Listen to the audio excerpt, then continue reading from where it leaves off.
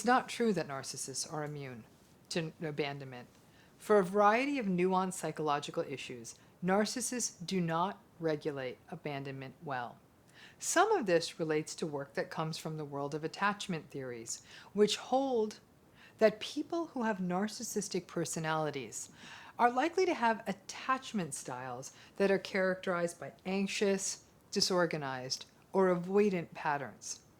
As a result, it can be very, very difficult at a primitive level for a narcissistic individual to safely put roots down with another person. For people with these kinds of attachment styles, the moment of departure is always very difficult for them. It activates all that attachment stuff.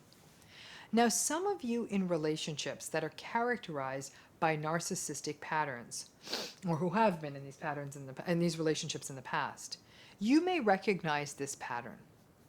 Let's say in a narcissistic relationship, you may need to have to be away from each other for a few days or a few weeks, a business trip or some other travel, a work thing, a family issue that needs to be dealt with. And the day of departure is getting closer and closer. You will notice that things will get more and more tense in your relationship, and the narcissist will get more and more agitated. They will start arguing with you about small things. The relationship will just feel more difficult. You may feel frustrated because you want your last few days or hours with this person to be pleasant, but the more you try, the worse they behave. And you may get into a blowout battle on the way to the airport or whatever as you get to the hour of departure. A similar pattern can arise when you see them again when they get back from the trip or when you get back from the trip. Instead of falling into each other's arms with each other, you may find that your narcissistic partner or narcissistic person may be tentative, almost detached, and distant. These patterns are not uncommon in people who have these attachment issues, anxious or avoidant or disorganized attachments.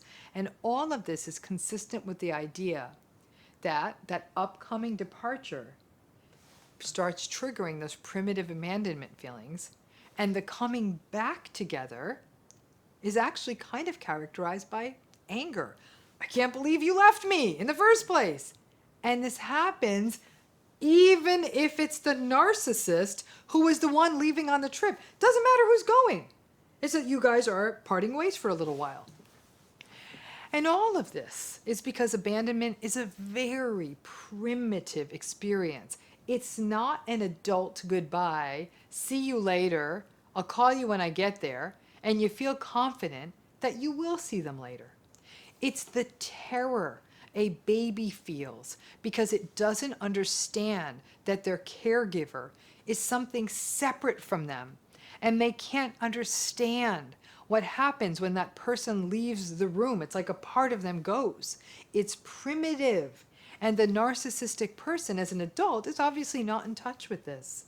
As a result, when somebody in an adult relationship with them is going away, or they're going away for hours, days, maybe in some cases forever, internally, they experience it as a cataclysm.